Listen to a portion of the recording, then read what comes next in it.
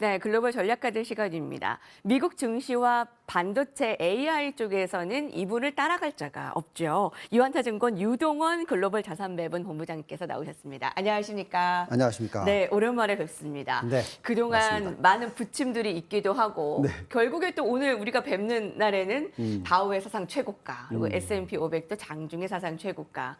ASML의 실적이 좀 부진한 면도 있었지만 ASML 안에서도 AI 쪽은 아주 튼튼했고요. 오늘 TSMC 실적을 통해서도 여전히 견고함을 바라봤습니다. 네. 자, 먼저 그럼 미증시 한번 살펴볼까요? 네. 자, 미국 증시 최근 흐름 보고 있으면은 올라가고는 있는데 그래도 이렇게 변동성이 조금씩 있으면서 올라가고 있죠. 그래서 하루 빠지고 하루 올라가고 좀 감정 기복이 심하다고 지금 나오고 있는데 사실입니다.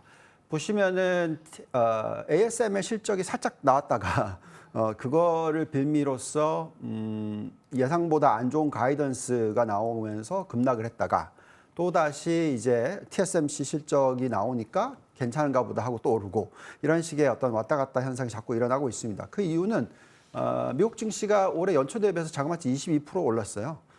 이거는 역대 굉장히 많이 오른 한 해입니다. 뭐 거의 한 손가락 안에 한 손 안에 들은 그런 정도의 상승률이라고 보시면 되겠고요. 그렇다면 지금 이걸 어떻게 해석하고 앞으로 어떻게 투자를 해야 되냐 하는 부분에 있어서는 그래도 시장은 상승 추세에 있고 싶어 한다라고 보시면 됩니다. 10월 달이 보통 강한 그런 달이 들어오면요. 보통 11월, 12월 달도 강한 달이 들어옵니다. 평균적으로 10월 달이 상승을 하게 되면 그 11월, 12월 달이 추가로 4% 정도 상승하는 그런 숫자도 나오고 있어요. 그래서 제가 볼 때는 미국 증시 계속해서 상승할 수 있을 그런 가능성이 높다라고 생각하고요. 그다음에 이제 그 TSMC 실적을 보고 있으면 또 ASML 실적을 보고 있으면 아까도 앵커님께서 말씀하셨는데 그만큼 AI 쪽이 너무 좋죠. 예, 그래서 AI 쪽이 좋다라는 것은 그 HPC라고 합니다. 하이 퍼포먼스 컴퓨팅이라고 해서 이 비중이 지금 뭐 51%로 TSMC 올라가고 있는 그런 모습 보여주고 있고 ASML도 중국 쪽에 대한 어떤 수출이 안 좋아지는 거지 미국 쪽이라든지 다른 이런 HPC 쪽은 굉장히 좋기 때문에 아무래도 지금 사이클은 AI를 기반으로 둔 그런 어떤 경제 성장률과 글로벌 시장의 변화이지 않을까라고 생각을 해보고 있습니다. 예. 상승은 하고 있지만 미국 증시가 좀 감정 기복은 보이고 있는데 그래도 상승을 계속하려는 의지가 보이는 미증시라고 결론부터 보면 되겠네요. 네. 오늘 TSMC 실적 나온 부분이 굉장히 대단했는데요. 네. 뭐 시총 1조 달러를 아주 가볍게 돌파하면서 시장을 충족시켜줬습니다. 반도체 투십을 좀 다독일까 궁금한데 워낙 그 안에서의 세부 내역들에 따라서 관련주들이 참 희비가 엇갈리네요. 네.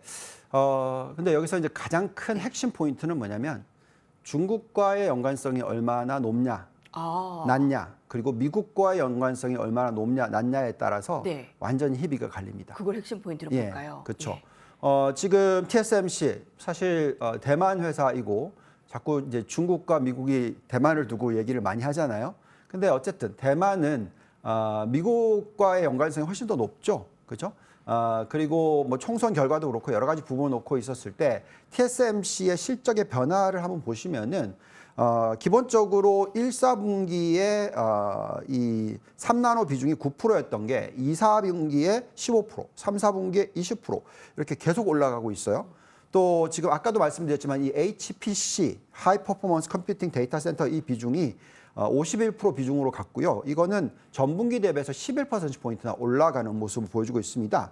또 아까도 말씀드렸지만 이제 국가별 부분에 있어서 굉장히 중요하다고 말씀을 드렸는데 자, 3Q 어떤 숫자가 나왔냐면 미국으로가 71%입니다.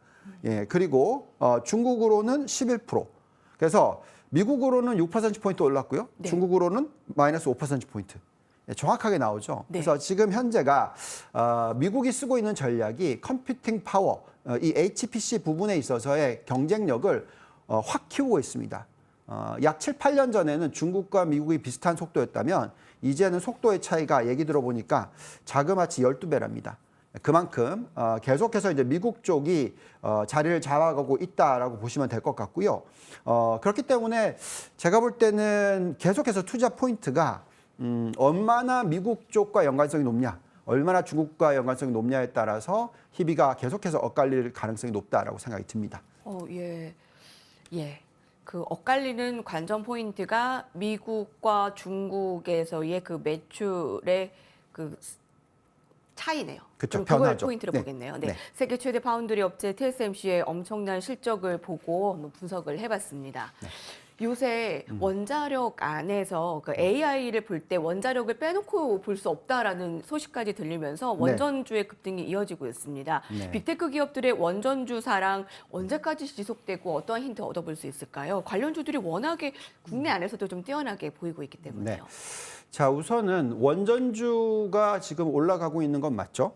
그 이유는 결국 AI의 데이터 센터, 이게 지금 전력 소비량에 차지하는 비중이 급격하게 늘어나고 있기 때문에 그렇습니다. 우선 숫자를 한번 보시죠. 국제에너지기구에서 발표한 내용을 보고 있으면 2022년도에 AI 데이터 센터의 전력 비중이 2%인데요. 2026년 4.4%, 보시면 이제 2030년 자그마치 10%까지 올라갈 거다. 어마무지한 숫자를 얘기를 하고 있죠.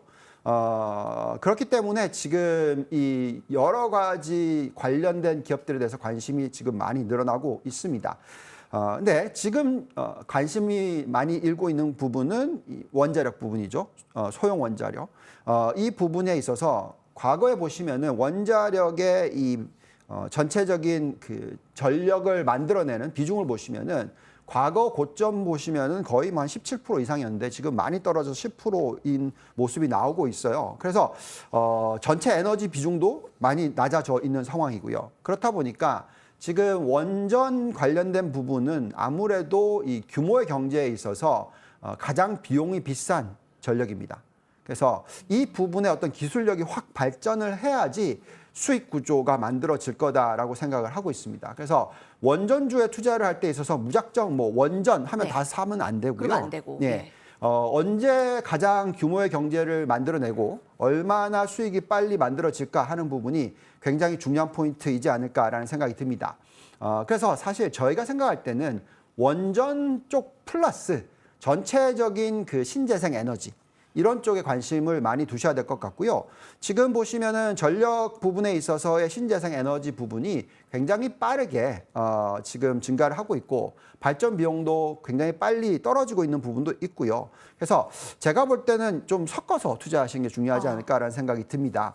원전 관련된 종목은 저희는 보통 이제 어떤 산업이 들어올 때 계속 성장을 한다라는 것만 가지고 투자하기는 좀 어렵고 그거는 이제 전체 섹터에 대한 투자라고 얘기를 하고 있고요. 그게 아니라 실적이 또는 현금 흐름이 흑자 전환, 플러스 전환 했을 때 투자를 많이 늘리는 게 좋습니다. 그래서 기업들을 잘 보다가 이런 원전 관련주든지 아니면 뭐 신재생 에너지든지 어떠한 종목이든지 간에 매출 증가율이 높게 나오면서 이제는 마진도 같이 만들어내면서 흑자 전환하거나 현금 흐름이 긍정적으로 바뀔 때 그때 투자를 많이 늘리는 전략이 적절하지 않을까 이런 생각을 가지고 있습니다. 근데 아직까지는 원전 관련주는 흑자를 내는 기업들이 없죠. 네. 잠깐 붐이 나타나고 있는 건 확실한데 그 안에도 내실을 살펴봐야 되겠네요. 네. AI가 계속 수요 증가하면서 계속 언급이 되고 있는 지금 원전, 전력 먹는 하마라는 이제 AI의 앞으로 이제 어떻게 돌아가는 그 전력을 확보할 것인지 계속 숙제가 될 것 같습니다. 자, 이제 오늘 좀 경제 근본적으로 돌아가 볼까요?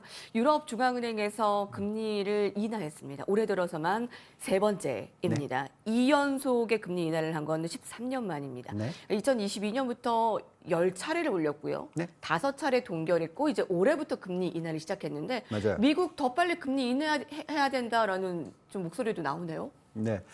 더 빨리는 잘 모르겠고요. 네. 어쨌든 금리 인하가 일어나고 있고 그 강도가 굉장히 강한 것만은 사실입니다. 우선 ECB를 보고 있으면은 추가로 금리 인하가 0.25% 연 안에 있다. 뭐 예상이 되고 있습니다.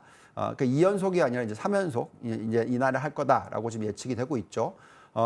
그런 가운데서 이 지금 전 세계 중앙은행이 지난 9월 달에요. 금리 인하를 한 중앙은행의 개수가 자그마치 26개입니다. 이 정도로 많은 중앙은행들이 글로벌 중앙은행들이 금리를 내렸을 때는요. 금융 위기가 도래했던 2008년 이후에 2009년도에 있었고요. 또 코로나19가 터졌었을 때 그때 그 정도로 내려줬습니다. 그래서 지금 이미 속도는 빠르다라고 생각하시는 것이 맞겠고요. 그럼 이제 미국 쪽으로 좀 넘어가서 네. 이제 저희가 생각할 때는 금리를 내려주는 추세를 너무 급격하게 내려주면요, 그거는 오히려 경기 침체의 시그널이죠. 그래서 저희는 그것은 좋은 것이 아니다라고 생각하고 있고요. 최근에 좀 마음에 드는 모습이 나오고 있는데 금리 인하의 속도에 대해서 좀 천천히로 바뀌었습니다. 지금 보시면은 이제 올해 연말까지 1%, 그리고 내년에 또 추가로 1%, 그래서 총 2%를 1년 반 동안 내려준다. 뭐 이렇게 지금 예측이 되고 있어요. 저희의 판단에도 그게 적절한 수준의 어떤 금리 인하이지 않을까라는 생각을 합니다. 지금 월간 세부 핵심 인플레이션 숫자를 보고 있으면 어쨌든 금리는 내려줄 수 있는 환경입니다. 왜냐하면 지금 고용 전체적으로 보시면은 지금 이 주거비 쪽이 가장 많이 상승을 하던 부분인데 그 부분이 지금 0.2% 정도의 상승률로서 둔화됐습니다. 전달 대비해서. 그렇다라는 것은 지금도 여전히 인플레이션의 큰 비중을 차지하고 있는 주거비가 앞으로 12개월 안에 정상화될 가능성이 상당히 높다라고 보시는 게 맞을 것 같아요. 그래서 그 주거비 비중이 점점적으로 인플레이션 비중을 낮춰주는 효과를 가지고 온다면 제가 볼 때는 미국이 금리를 내려줄 수 있는 그런 인플레이션 환경이다. 약 2%에서 2.5% 정도 사이의 인플레이션을 만들어준다면 여기다가 금리를 아무리 많이 붙여도 2%면 충분하다 이렇게 생각하거든요. 그렇다면 정말로 많이 내려준 경우에는 3.5%까지 내려줄 수 있고요. 정말 덜 내려준다 하더라도 4.5%까지 내려줄 수 있습니다. 그래서 추가로 금리를 또 더 내려줄 수 있는 환경이 됩니다. 그래서 계속해서 그런 부분들을 좀 지켜보면서 판단하면 좋겠고, 지금 뭐 인플레이션 숫자들이 유로존도 0.8%만 나왔고요. 또 전체적인 GDP 성장률이 지금 1% 미만의 숫자가 나오고 있거든요. 유럽 쪽이. 그래서 계속해서 좀 금리를 인하해 줄 수 있는 환경은 유럽 쪽이 더 셀 수 있다라고 생각을 하고 있고요. 다만 미국 쪽은 지금 경제 성장률이 높다 보니까 내려주는 속도가 좀 빨라지기보다는 좀 천천히가 더 맞다라고 생각이 듭니다. 본부장님께서는 글로벌 투자의 키워드로 생산성을 꼽아주셨습니다. 네. 2년간의 미국의 경기 침체는 없을 거라고 보셨는데 미국의 3회 법칙에 적용이 된다면 한국은 이미 8개월째 경기 침체라고 하는데 한국과 미국이 이렇게 다른 길을 걷고 있나요? 네, 맞습니다. 네. 이게 이제 가장 힘든 포인트인데요. 많은 분들께서 이제 미국 투자를 꺼려 하시는 이유가 우리나라가 지금 경기 침체에 돌입해 있다 또는 돌입할 것이다, 경기 침체다라고 느끼시는 분이 많기 때문에 그렇습니다. 자꾸 한국이 경기 침체이니까 미국이 경기 침체인 것 같다라고 생각을 하시는 것 같은데 그건 잘못됐죠. 왜냐하면 우리나라의 경제는 전 세계 경제의 2%밖에 안 되고 미국 경제는 전 세계 경제의 25%나 되는 거죠. 지금 이 3위 법칙으로 봤었을 때 한국의 실업률 지금 8개월째 경기 침체다라고 이런 데이터가 지금 나오긴 했습니다. 자, 근데 이제 미국을 보시면 일시적으로 이 3위 법칙이 가동이 되기도 했었죠. 몇 달 전에만 하더라도. 근데 최근에 또다시 실업률이 떨어졌죠. 4.3% 갔던 게 지금 떨어져서 또 4.1%까지 떨어졌습니다. 그래서 이제는 그게 또 해소가 됐어요. 그래서 앞으로 또 6개월 동안에 얼마나 올라갈까가 중요해집니다. 그래서 3위 법칙으로 보고 있으면은 미국 경기 침체 가능성 굉장히 낮다라고 생각이 들고요. 또한 더 나아가서 3위 법칙뿐만이 아니라 실업률을 보는 게 아니라 전체적인 GDP 성장에 있어서 생산성 향상 부분을 보게 되면은 지금 미국의 GDP 성장률 굉장히 높게 나옵니다. 그러니까 고용 시장만 놓고 봤었을 때 미국의 GDP 성장률이 약 1.5% 정도인데 실질적으로 지금 나오고 있는 숫자 한번 보실까요? 지금 보시면 아틀란타 페드 그리고 뭐 그 이외에 보면 전체적으로 어쨌든 3% 숫자가 나오고 있습니다. 그렇다라는 것은 생산성이 높아지면서 GDP 상승률을 높여주고 있는 퍼센티지가 거의 절반이라는 거죠. 절반 이상이라는 겁니다. 저기 숫자 보시면 70%대라는 거죠. 그래서 계속해서 우리는 이 생산성이 높아지는 쪽에 대한 초점을 맞출 수밖에 없는 그런 환경이고요. 지금 우리나라는 가계부채 비율이 너무 높다 보니까 그런 어려움을 겪고 있다 말씀을 드리겠습니다. 자산 배분 전략 곧 모시겠습니다. 알겠습니다. 고맙습니다. 네.